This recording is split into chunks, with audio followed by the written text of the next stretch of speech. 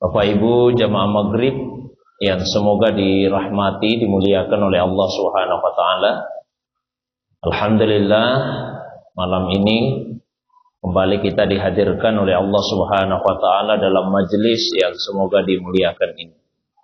Salawat dan salam semoga tercurah kepada kekasih kita Rasulullah Muhammad sallallahu alaihi wasallam, begitu pula kepada keluarga, para sahabat dan pengikutnya. Pertemuan yang lalu kita telah membaca 2 ayat pertama dari 5 ayat Al-Quran yang oleh sebagian ulama kita diistilahkan dengan ayatus siyam, ayat-ayat puasa, yaitu surah Al-Baqarah ayat 183 sampai 187. 2 ayat pertama 183 dan 184 telah kita baca dan kita kaji bersama pertemuan yang lalu. Malam ini kita lanjutkan pada ayat yang ke-185. Di ayat yang 184 Allah Subhanahu wa taala menjelaskan bahwa kewajiban puasa itu tidak berlaku setiap hari. Tapi kewajibannya adalah ayyamam ma'dudat. Kewajibannya pada hari-hari yang tertentu saja. Allah SWT juga menjelaskan bahwa tidak semua manusia diwajibkan untuk berpuasa. Ada 3 yang dikecualikan: orang sakit, orang dalam perjalanan, dan yang kepayahan, ya, apabila dia hendak berpuasa. Nah, setelah disebutkan bahwa kewajiban berpuasa pada hari-hari yang tertentu, maka di ayat 185 Allah SWT menjelaskan hari-hari tertentu apa yang dimaksud itu. Allah berfirman, A'udzubillahi minasyaitonirrajim, Syahrul Ramadan alladzi unsila fihil Qur'an hudal linnasi wa bayyinatin minal huda wal furqan. Hari-hari tertentu yang dimaksud adalah hari-hari di dalam 1 bulan yang disebut dengan bulan Ramadan. Jadi Syahrul Ramadan. Ayat inilah satu-satunya yang menyebut nama Ramadan di dalam Al-Quran. Tidak ada satupun ayat yang lain yang menyebut kata Ramadan di dalam Al-Quran. Dan Ramadan juga lah satu-satunya bulan yang namanya disebut oleh Allah di dalam Al-Quran dari 12 bulan yang ada. 11 bulan yang lain, dari bulan Muharram sampai bulan Zulqa'dah, tidak ada satupun yang disebut namanya di dalam Al-Quran. Hanya Ramadan saja yang disebut oleh Allah Subhanahu wa taala di dalam Al-Quran. Nama Ramadan sebagai bulan sudah dikenal jauh sebelum dilahirkannya Rasulullah SAW dan diutusnya beliau sebagai Nabi. Orang-orang Arab jahiliyah yang memberikan nama Ramadan terhadap 1 bulan dari 12 bulan yang ada. Ramadan berasal dari kata ramda yang artinya panas atau membakar. Karena pada saat bulan itu hendak diberi nama bertepatan dengan musim panas, maka disebut dengan Ramadan. Musim panas berlangsung 3 bulan. Ramadan bulan pertamanya yang artinya panas atau membakar. Kemudian Syawal bulan keduanya yang artinya meningkat atau bertambah. Karena pada bulan itu panasnya semakin bertambah dan meningkat. Dan bulan ketiganya disebut dengan Zulqa'dah, yang berarti bulan di mana orang hanya duduk-duduk saja di dalam rumah. Karena itulah puncak dari musim panas pada waktu itu. Nah, dengan kedatangan Rasulullah SAW, nama Ramadan dipertahankan sebagai nama dari bulan tersebut. Dan bahkan namanya diabadikan di dalam Al-Quran pada ayat 185 surah Al-Baqarah. Kemudian dijelaskan pula salah satu keistimewaan dari bulan Ramadan, keistimewaan yang lain selain dipilihnya sebagai bulan untuk kewajiban puasa. Apa keistimewaannya? Allazi unsila fihil Qur'an, yaitu bulan yang di dalamnya diturunkan Al-Quran. Turunnya Al-Quran melewati beberapa proses. Tentu pertama kali Al-Quran itu ada di sisinya Allah. Lalu kemudian Al-Quran diturunkan ke Lauh Mahfuz. Setelah itu Al-Quran yang ada di Lauh Mahfuz diturunkan ke Baitul Izzah. Baitul Izzah ada di As-Sama'id Dunia. Ada di langit dunia, yaitu langit yang paling dekat posisinya dengan bumi. Lalu kemudian Al-Quran yang ada di Baitul Izzah diturunkan kepada Nabi Sallallahu Alaihi Wasallam secara beransur-ansur. Nah, pertama kali turunnya yaitu pada tanggal 17 Ramadan. Itulah yang dimaksud di ayat ini. Jadi ayat ini bisa kita maknai bulan Ramadan adalah bulan yang di dalamnya diturunkan Al-Quran, maksudnya diturunkan permulaan.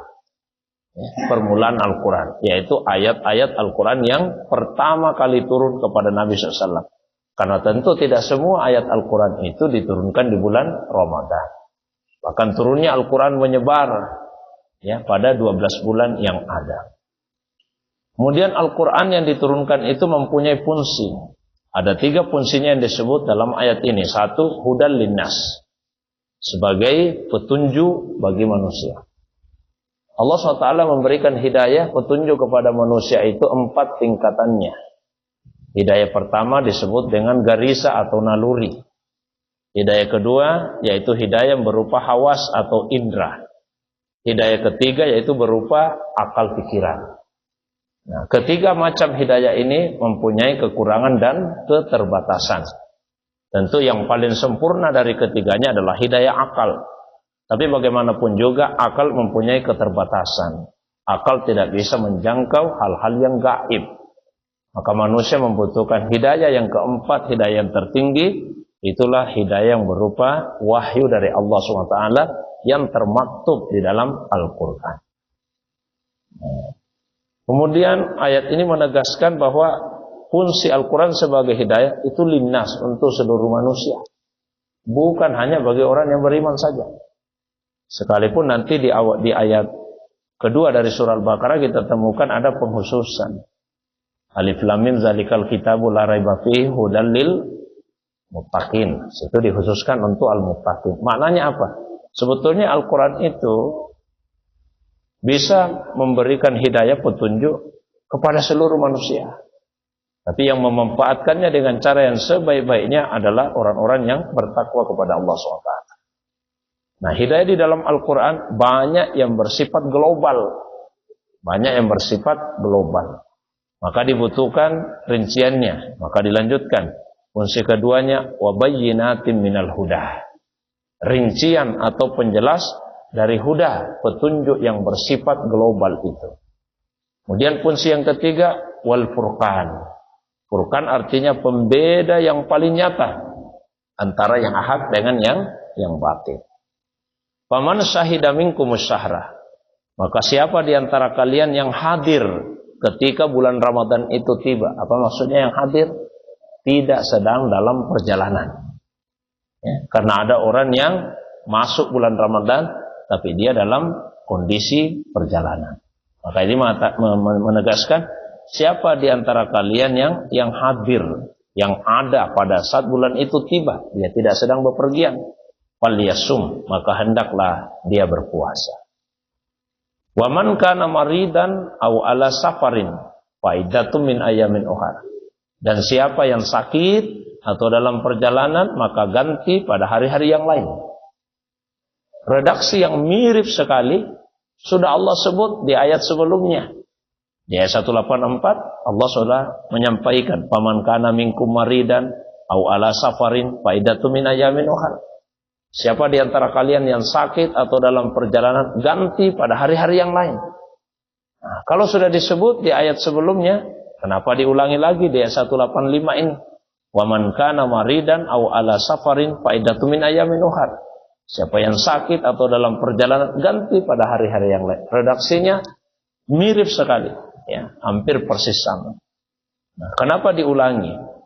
Karena di ayat sebelumnya setelah Allah Subhanahu wa taala menyatakan bahwa orang yang sakit, orang dalam perjalanan boleh tidak puasa, tapi ayat itu ditutup dengan pernyataan ayat 184, wa antasumu khairul lakum in kuntum ta'lamun. Kalau kalian berpuasa itu lebih baik jika kalian tahu. Nah, sehingga boleh jadi ada orang ketika membaca ujung ayat ini, jika kalian berpuasa itu lebih baik. Akhirnya apa yang terjadi? Dia paksa dirinya puasa. Sekalipun dia sakit, dia paksa tetap puasa. Karena dia membaca ujung ayat. Kalau kamu puasa, itu lebih baik. Boleh jadi ada orang dalam perjalanan yang sebetulnya menyusahkan dia untuk puasa. Tapi begitu dia baca ujung ayat, jika kau berpuasa, itu lebih baik. Maka kemudian dia paksa dirinya untuk berpuasa. Nah, supaya tidak memaksakan diri untuk berpuasa padahal sakit, atau padahal dalam perjalanan, maka Allah ulangi lagi. Ya, Allah ulangi lagi. Kalau kalian sakit atau perjalanan, tidak usah memaksakan dirimu untuk puasa. Ganti saja pada hari-hari yang lainnya. Lalu Allah jelaskan alasannya. Yuridullahu bikumul yusra wala yuridu bikumul usra. Allah itu menginginkan kemudahan. Allah tidak menginginkan kesulitan bagi kalian. Nah, walitukmilul iddah, dan sempurnakanlah bilangan puasa itu. Sempurnanya 1 bulan. Berapa hari? 29 hari atau 30 hari. Jadi kalau orang puasa 29 hari itu sudah sempurna. Dan biasa dia mengatakan, kurang puasa tahun ini cuma 29. Oh, tidak kurang, sudah sempurna. Yang kurang itu kalau 28 hari baru kurang. Jadi kalau 29 hari itu sudah sempurna. Dan Nabi sebut as-sahru tis'un wa isruna yauman. Bulan itu jumlah harinya 29 hari. Jadi kalau sudah 29 hari puasanya itu sudah sempurna. Walitukmilul iddah, sempurnakan bilangan puasa. Setelah sempurna bilangan puasa itu, walitukabbirullah ala ma hadakum.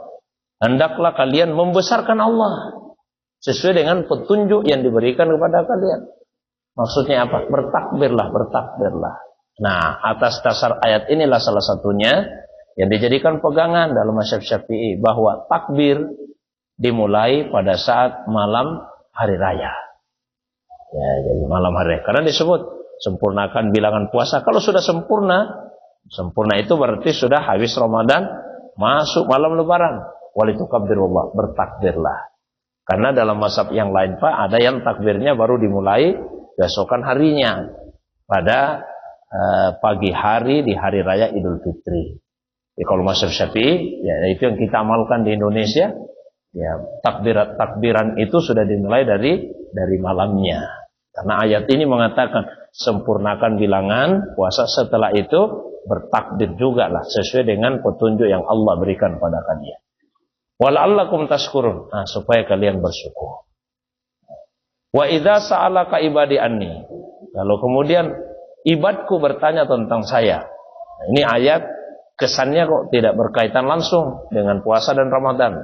Saya pernah jelaskan, Allah ingin tunjukkan bahwa menjawab pertanyaan lalu, bahwa Allah ingin tunjukkan, ya, kalau kita berdoa di bulan Ramadan itu mudah diijabah oleh Allah SWT. Dan ayat ini satu-satunya yang redaksinya berbeda dengan ayat-ayat yang lain. Ketika ada yang sesuatu yang ditanyakan ke Nabi, biasanya redaksi di Al-Quran itu begini. Kalau ada yang bertanya ke Nabi, wa yas'alunaka an, mereka bertanya kepadamu tentang ini. Lalu Allah perintahkan kepada Nabi, kul, jawab begini. Hanya di Al-Quran. Misalnya, wa yas'alunaka anil ahillah, mereka bertanya kepadamu tentang hilal. Kul, jawablah, hiya mawaqitu linnasi wal hajj. Hilal atau bulan itu adalah mawaqitu linnas, sebagai penunjuk waktu bagi manusia, sehingga secara khusus tahu kapan saatnya haji. Lagi ayat Al-Quran, wa yas'alunaka madza yunfikun, mereka bertanya kepadamu tentang apa yang mereka infakkan. Kul, jawablah, ma anfaqtum min khair, apapun yang kalian infakkan dari harta yang baik, walil walidain, dan seterusnya, maka itu untuk kedua orang tua. Ada lagi ayat, wa yasalunaka anil khamri wal maisir, mereka bertanya tentang khamar dan judi. Kul, jawab, fihima ismun kabir, pada keduanya itu khamar dan judi ada dosa yang besar. Ada lagi ayat, wa yasalunaka anil yatama, mereka bertanya kepadamu tentang anak-anak yatim. Kul, jawablah, islahum lahum khair, berbuat baik kepada mereka itu adalah sesuatu kebaikan. Jadi selalu wa yas'alunaka an, lalu kul, jawab begini. Tapi ayat ini tidak seperti itu. Wa idza sa'alaka ibadi anni, kalau hamba-hambaku bertanya tentang saya. Lalu tidak ada perintah kul, jawab begini. Tapi langsung Allah yang menjawab, fa inni karim. Sesungguhnya saya dekat. Karena Allah ingin menunjukkan kedekatannya. Sehingga tidak pakai lagi perantara, jawab begini ya Muhammad. Langsung sendiri Allah yang menjawab. Fa inni qarib. Sesungguhnya saya dekat. Begitu dekatnya Allah Subhanahu wa ta'ala. Ujibu da'watad da'i idza da'ani. Maka saya mengabulkan doanya orang yang berdoa. Asal dia mau berdoa. Tapi dengan dua syarat. Apa itu? Satu, falyastajibuli. Hendaklah mereka memenuhi perintahku. Dan syarat yang kedua, wal yu'minu bi. Dan hendaklah mereka beriman kepadaku. Silakan berdoa dengan syarat penuhi perintah Allah dan beriman kepada Allah. La'allahum yarsudun. Agar mereka mendapatkan petunjuk. Jamaah yang dimuliakan Allah Ta'ala. Uhilla lakum lailatas siyam. Dihalalkan bagi kalian di malam-malam puasa. Di malam hari bulan Ramadan. Ar-rafasu ila nisaikum. Rafas kepada istrimu. Kata rafas maknanya di sini adalah jima, melakukan hubungan suami istri. Dihalalkan. Karena awalnya banyak sahabat yang menyangka bahwa di malam Ramadan itu tidak boleh melakukan hubungan dengan istri. Jadi banyak yang punya dugaan tidak boleh kita melakukan hubungan dengan istri. Maka turun ayat ini yang menyampaikan dihalalkan di malam-malam puasa untuk melakukan hubungan dengan istri-istri kalian. Hunna libasul lakum, mereka yaitu istrimu adalah pakaian bagimu, wa antum libasul lahunna, dan kalian adalah pakaian bagi istri. Alimallahu annakum kuntum tahtanuna anfusakum fataba alaikum wa afa ankum. Allah tahu kalian telah mengkhianati dirimu. Lalu Allah menerima taubat kalian dan memaafkan kalian. Ya. Allah tahu kalian mengkhianati diri. Maksudnya apa mengkhianati diri? Ini sahabat Pak. Sahabat. Mereka menyangka tidak boleh melakukan hubungan dengan istri di malam Ramadan. Tapi mereka tetap melakukan itu. Meskipun menurut anggapan mereka tidak boleh. Tapi karena tidak taat, tetap saja melakukan hubungan dengan istri. Nah, pertanyaannya, apakah perbuatan itu dosa atau tidak? Ya. Melakukan hubungan dengan istri di malam Ramadan.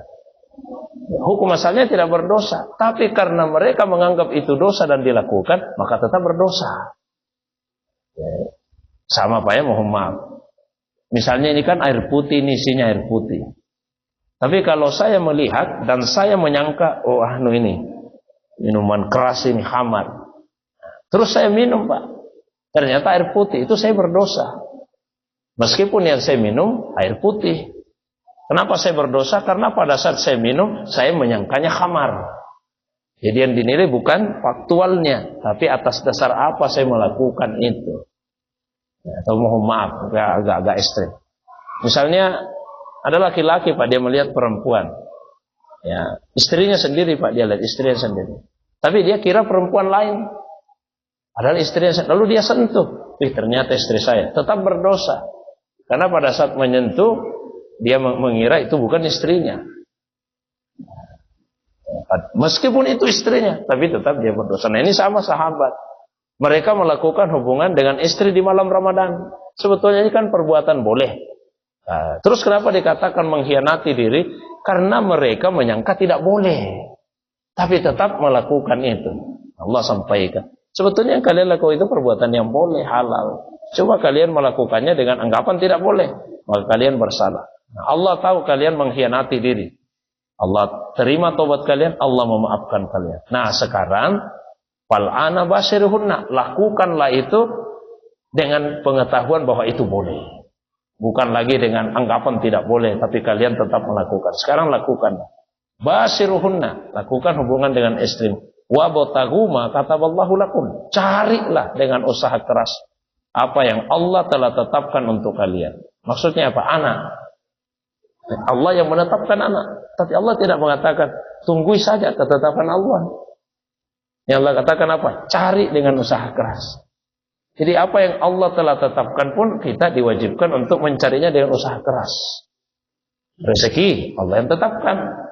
Tapi tidak bisa kita mengatakan tunggu saja rezeki datanya. Wabutagu, cari dengan usaha keras.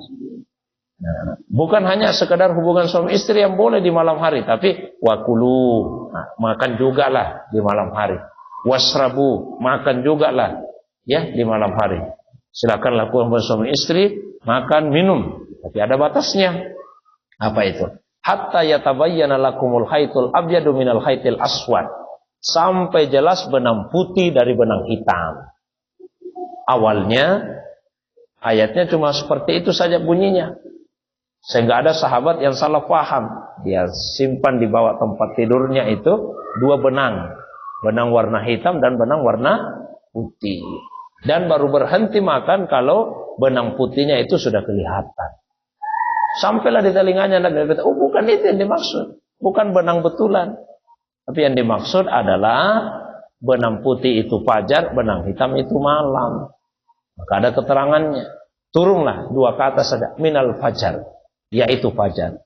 Jadi hatta yatabayyana lakumul khaitul abyadu minal khaitil aswad minal fajar. Sampai jelas benang putih dari benang hitam. Yaitu fajar. Benang putih itu fajar. Summa atimmus syam. Setelah itu sempurnakan puasa. Sempurnakan puasa. Ilal lail. Sampai malam. Ya. Apa yang dimaksud dengan lail? Kalau ulama-ulama ahli sunnah wal jamaah dan kita mengikuti itu. Lail itu adalah ghurubus syams. Terbenamnya matahari. Begitu matahari terbenam. Masuk waktu maghrib. Kita berbuka. Tapi kalau ulama-ulama Syiah memahami lail itu bukan terbenam matahari. Tapi lail itu adalah gelap. Kan kalau masuk maghrib Pak belum gelap itu, masih terang-terang. Nah, maka orang-orang Syiah buka puasanya lebih lambat daripada Ahlussunnah wal Jamaah. Karena mereka menunggu sampai gelap betul. Gelap betul baru mereka makan. Wala tubashiruhunna wa antum aqifuna fil masajid. Janganlah kalian melakukan hubungan dengan istri apabila kalian sedang i'tikaf di masjid. Jadi salah satu ibadah yang sangat disyariatkan di bulan Ramadan yaitu i'tikaf. I'tikaf di masjid. Tilka hududullah. Itulah batasan-batasannya Allah. Wala taqrabuha. Jangan dekati. Nah, jangan dekati. Di dalam Al-Quran bentuk larangan itu ada dua. Ada yang dilarang langsung perbuatannya, ada yang dilarang mendekati. Misalnya membunuh. Kalau membunuh yang dilarang langsung perbuatannya, jangan membunuh. Tidak pernah dikatakan di Al-Quran, jangan dekati pembunuhan, tidak ada. Ya. Beda misalnya hubungan dengan istri. Nah ini bahasanya, jangan dekati. Tidak hanya dikatakan, jangan lakukan, tapi jangan dekati. Begitu persinahan juga Pak.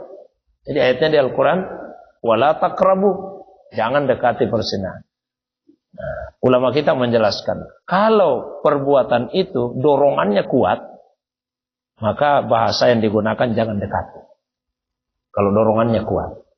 Jadi karena begitu kuatnya dorongannya, maka mendekatinya pun sudah dilarang. Kan melakukan hubungan dengan istri itu dorongannya kuat. Asal ada sedikit saja pemicunya, sudah mengarah ke sana. Dorongan untuk melakukan persina itu kuat, maka dikatakan jangan dekati. Tapi membunuh, dorongannya tidak kuat. Kita ini manusia sebetulnya, ya, tidak ada dorongan yang kuat untuk membunuh orang lain. Orang biasa membunuh karena kondisi yang kepepet. Baru kemudian dia membunuh. Tapi bukan merupakan dorongan yang kuat ke arah sana. Kadzalika yubayyinullahu ayatihi linnas. Begitulah Allah menjelaskan ayat-ayatnya kepada manusia. La'allahum yattaqun. Agar mereka terpelihara dari hal-hal yang buruk di dunia dan di akhirat. Itulah 5 ayat puasa yang terdapat di surah Al-Baqarah ayat 183 sampai ayat 187. Baik, kalau ada yang ingin didiskusikan, baik yang berkaitan dengan pengantar tadi atau masalah agama lain, saya persilakan.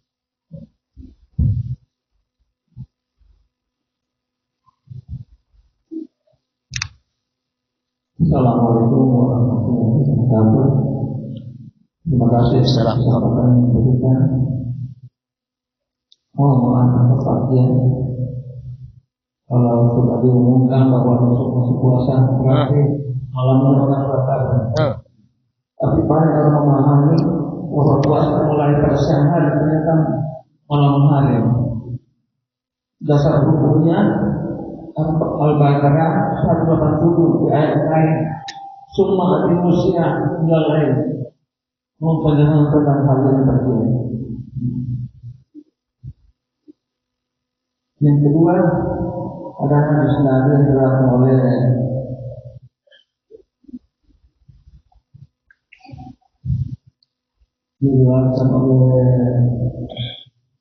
sahabat Nabi berbunyi di hari Jumat. Nabi bersabda, apabila di hari Jumat orang bercakap-cakap dengan temannya sementara hati sedang berkhutbah, maka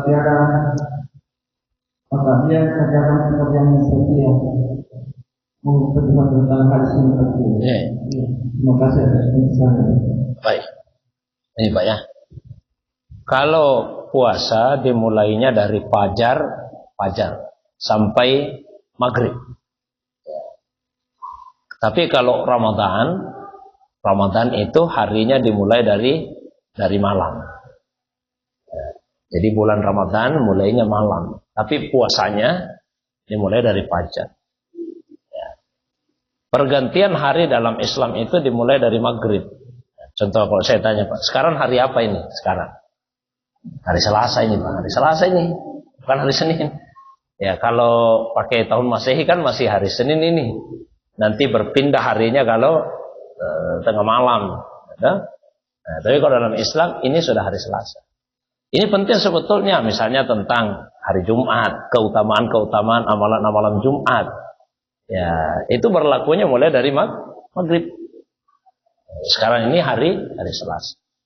Hari Selasa tanggal 25 Sya'ban. 25. Besok mulai dari malam Rabu tanggal 26 Sya'ban. Malam Kamis tanggal 27 Sya'ban. 28 ya. 28 Sya'ban. Malam Jumat 29. Malam Jumat 29 Sya'ban.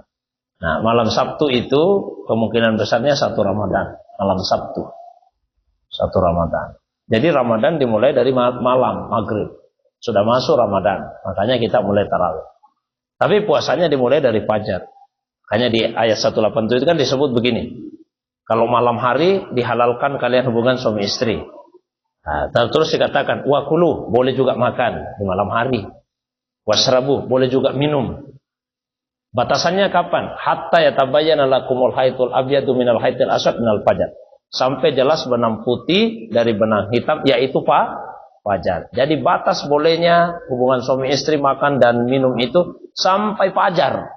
Itu batas bolehnya. Berarti begitu masuk fajar, disitulah dimulai puasa. Dimulai puasa dari fajar sampai malam. Summa atimmus syiyam. Lalu sempurnakan puasamu itu ilal lail, sampai malam. Itu maksudnya. Jadi harinya dimulai maghrib, tapi berpuasanya dimulai dari fajar sampai malam.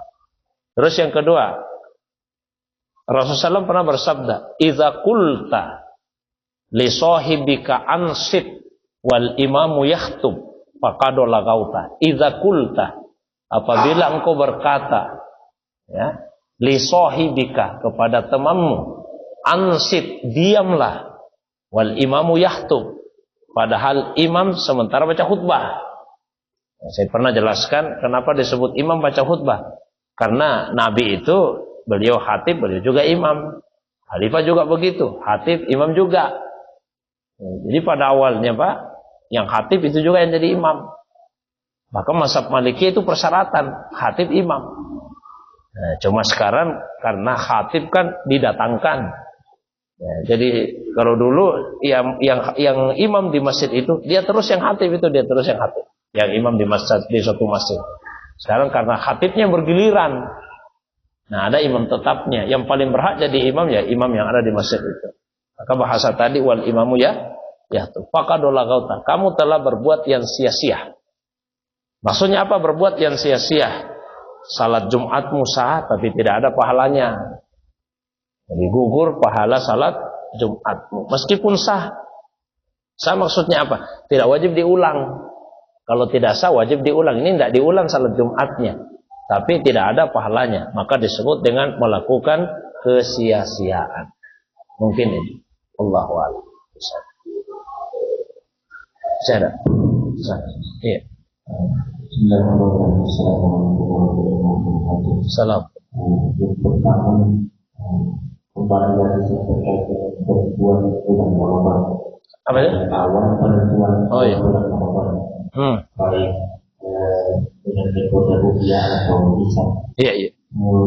Bagaimana sebenarnya kedua metode? Karena seringkali kedua-duanya kalau digunakan salah satunya merupakan yang satu dan yang lain itu saling menguatkan. Yang kedua kita terkait dengan lebaran, jika 2 kali lebaran, misalnya kita sebagai seorang khatib sudah bikin lebaran tapi panggilan khatib boleh kita misalnya terima lebaran berarti tidak lebaran pertama terus yang hari keduanya khatib saja tidak lebaran bagaimana supaya menyikapinya seperti itu. Baik. Yang pertama ya,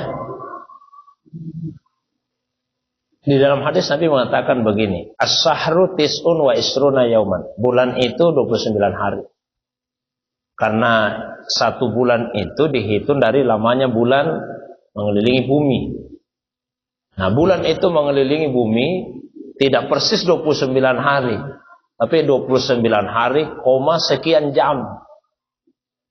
Jadi setelah bulan mengelilingi bumi selama 29 hari, hari berikutnya itu kemungkinannya 2. Bisa ikut ke bulan berjalan, bisa sudah pindah ke bulan yang baru. Nah, prakteknya pas sekarang ini. Ini kan masih bulan Sya'ban. Masih bulan Sya'ban. Ya. Bulan Sya'ban itu 29 hari. Hari ke-29-nya jatuh pada hari Jumat. Setelah 29 hari yang akan jatuh nanti hari Jumat, hari Sabtunya sekali lagi dimulai dari malam Sabtu itu kemungkinannya 2. Bisa masih bagian dari bulan Sya'ban ini, berarti tanggal 30 Sya'ban, bisa sudah pindah ke bulan baru. Kalau pindah ke bulan baru berarti 1 Ramadan. Nah, cara menentukannya bagaimana? Kata Nabi, fala tasumu, jangan memulai puasa. Berarti belum masuk Ramadan. Hatta tarau al-hilal, sampai kalian melihat hilal. Jadi metode pertama yang Nabi sebut itu adalah melihat hilal. Melihat itu bahasa Arabnya ru'ya, maka disebut ru'yatul hilal. Nah, kita biasa sering menyingkat saja dikatakan ru'ya. Yang dimaksud sebetulnya ru'yatul hilal. Kapan ru'ya bisa dilakukan? Ya di hari terakhir. Tanggal 29 itu baru bisa dilakukan ru'ya. Maka biasa kan ada yang mengatakan begini, masalahnya Ustaz, pemerintah terlambat mengumumkan. Bukan terlambat, memang baru bisa dilakukan akhir bulan. Kalau pakai ru'ya diumumkan sebelum tanggal 29, malah salah itu. Loh, patokannya apa? Kapan meru'yanya? Nah, meru'ya itu baru bisa dilakukan tanggal 29. Jadi hari Jumat, Pak. Hari Jumat. Ketika terjadi istima atau konjungsi. Konjungsi itu posisi bulan, matahari, bumi itu berada pada satu garis yang lurus. Berada pada satu garis yang lurus. Nah, terjadi konjungsi pada hari Jumat nanti. Nah, kalau sudah terjadi istima seperti itu, dilihat ketika matahari terbenam, pada malam Sabtu itu matahari terbenam, di mana posisinya bulan? Tentu dia di atas ufuk. Tapi apa terlihat atau tidak? Kalau terlihat, maka akan diumumkan. Berarti malam ini sudah masuk 1 Ramadan. Kalau bulannya terlihat. Tapi kalau tidak terlihat, berarti malam ini masih 30 Sya'ban. Maka baru bisa diumumkan malam Sabtu nanti. Setelah matahari terbenam. Baru bisa diumumkan. Ya, sebetulnya tidak harus menunggu semua wilayah. Yang penting sudah ada Pak, satu wilayah melihat bulan, sudah bisa diumumkan sudah masuk ke Ramadan. Tapi biasanya kan ditunggu semua masuk dulu informasinya. Sehingga agak-agak malam lah bagi kita di Indonesia Tengah, apalagi yang di Indonesia Timur. Nah, itu yang pertama. Nah, namanya ru'ya. Terus belakangan beberapa tabi'in, ini generasi tabi'in, generasi sesudah sahabat, berpendapat tidak usah lagi kita mengamati bulan secara langsung. Kan perhitungan astronomi ini sudah sangat maju. Kita bisa mengetahui di mana posisinya bulan pada setiap hari, di mana itu bulan berada. Jadi untuk apa lagi kita turun ke lapangan melihat itu bulan? Kita sudah tahu bahwa malam Sabtu bulannya di atas ufuk. Ya. Data-datanya sudah ada. Nah, itulah yang disebut dengan hisab. Nah, mungkin ada yang bertanya, kalau ternyata sudah diketahui, kenapa tetap mau melihat juga? Ya karena Nabi katakan, puasalah apabila melihat. Nabi tidak mengatakan puasalah ketika bulannya di atas ufuk. Jadi disandarkan kepada melihat, bukan kepada posisi. Beda Pak salat. Kalau salat itu Nabi sebut, ya misalnya masuk waktu zuhur apabila matahari tergelincir. Tidak dikatakan kalau kamu melihat matahari tergelincir. Jadi kita tidak perlu melihat bagaimana ini matahari sudah tergelincir belum. Yang penting kan ilmu astronomi sudah memberitahu kita bahwa pada hari sekian matahari sudah tergelincir jam sekian. Maka tidak perlu dilihat. Tapi kalau puasa ini Nabi mengatakan apabila melihat. Nah, ada yang tekstual memahami itu hadis. Pokoknya harus dilihat. Yang lain mengatakan tidak usah dilihat. Cukup dengan perhitungan. Saya kasih contoh ya. Misalnya, nah kan ada mimbar itu mimbar. Nah, kita taruh kertas di mimbar. Ada kertas ditaruh di atas mimbar. Pertanyaannya, itu kertas di atas mimbar atau tidak? Di atas. Apa kita bisa melihat? Kalau kertasnya terlalu menempel, tidak bisa kita lihat. Ada ketinggian tertentu baru kertasnya terlihat. Mungkin harus ditinggikan sekian senti kan, baru bisa kita lihat. Nah ini betul bulannya sudah ada di atas ufuk. Tapi kalau terlalu rendah ketinggiannya, tidak bisa dilihat. Karena bulan itu tidak punya cahaya. Dia tidak punya cahaya sendiri. Bulan itu hanya memantulkan cahaya matahari saja. Kalau terlalu tipis, Pak, tingginya tidak bisa terlihat bulan itu. Ada ketinggian tertentu yang membuat dia baru bisa dilihat. Nah, berapa ketinggiannya? Itu beda-beda lagi. Ada yang menyebut 2 derajat, 3 derajat, 5 derajat, macam-macam, Pak. Tapi intinya adalah ada yang menegaskan harus dilihat. Ada yang menyebut tidak mesti dilihat. Yang penting menurut perhitungan sudah masuk. Itulah sebabnya biasa Muhammadiyah lebih dulu. Tidak mungkin itu NU lebih dulu, Pak. Tidak mungkin. Nah, kenapa bisa tidak mungkin? Karena kalau sudah dilihat, tidak mungkin menurut perhitungan tidak masuk. Masa bulannya sudah dilihat, perhitungannya belum masuk? Kalau terjadi seperti itu, dua saja kemungkinannya. Salah lihat atau salah hitung. Ya, nah ini sudah dilihat. Masa kita katakan belum masuk dan sudah kelihatan? Yang biasa terjadi, secara perhitungan bulannya sudah di atas ufuk. Secara perhitungan. Tapi ternyata dalam pengamatan tidak bisa dilihat. Itu yang biasa terjadi. Maka biasa Muhammadiyah duluan. Nah, tapi untuk tahun ini Pak, Muhammadiyah itu sudah berubah modelnya. Bukan lagi hisab yang dipakai secara lokal, tapi mengikuti kalender global internasional. Ya, jadi kalender global internasional. Kalau tahun-tahun sebelumnya hanya berdasarkan wilayah Indonesia saja. Berdasarkan perhitungan di Indonesia ada enggak yang sudah di atas ufuk ini? Sekarang tidak lagi. Ya. Berdasarkan apa? Berdasarkan kalender global. Jadi dia ikut kalender internasional. Di mana saja di belahan bumi ini menurut perhitungan, bukan menurut pengamatan. Menurut perhitungan bulannya sudah di atas ufuk, maka dia akan tetapkan ini sudah masuk. Nah, itu Muhammadiyah untuk tahun ini sudah mulai ikut kalender global. Intinya saya ingin sampaikan begini, semua ini punya dasar. Semua punya dasar. Jadi tidak ada yang salah.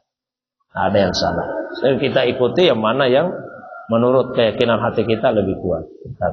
Yang kedua tadi, sebetulnya kalau secara fikihnya, fikih murni Pak ya, fikih murni. Orang sudah salat Idul Fitri hari ini, besok dia pulang kampungnya tiba-tiba di sana lagi salat. Apa dia boleh ikut salat? Boleh. Kalau pakai fikih murni saja. Nah, dasarnya apa? Salat wajib saja boleh. Muaz bin Jabal salat Isya sama-sama Nabi. Pulang ke kompleksnya, salat Isya lagi jadi imam. Itu kalau fikih secara murni. Tapi saya biasa sampaikan terutama kepada teman-teman yang membalik penceramah. Terus bagaimana ini kalau dipanggil? Saya bilang jangan. Ya, jangan kalau dipanggil lagi khutbah. Kalau mau salat silakan, tapi kalau khutbah jangan. Loh kenapa? Tidak baik kesannya. Nanti orang berpikir yang tidak baik. Itu juga Ustaz sudah khutbah di sana, khutbah lagi di sini. Itu tidak baik. Nah, maka saya sebut tadi di awal, kalau secara fikih murni itu boleh, fikih murni, Pak. Nah, tapi kan kaidah agama begini. Kalau dilarang jangan lakukan, tapi yang boleh tidak semua harus dilakukan.